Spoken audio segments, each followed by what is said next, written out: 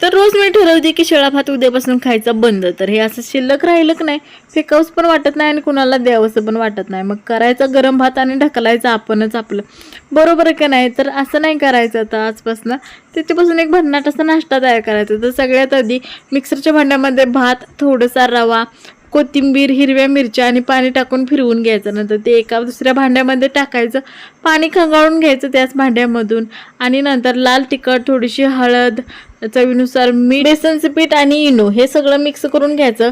नंतर मी बारीक चिरलेला कोबी, टोमॅटो आणि कांदा हे पण टाकून घेतलं आणि मिक्स केलं. नंतर तव्यावरती थोडंसं तेल टाकलं, पांढरं तीळ टाकलं आणि हे बॅटर ओतलं. त्यावरती मिनिटभर ताट झाकलं एक आणि मिनिटानंतर दोन्ही साईडनं असं खरपूस भाजून घेतलं. मस्त शिळ्या भाताचा भन्नाट नाश्ता तयार झालाय.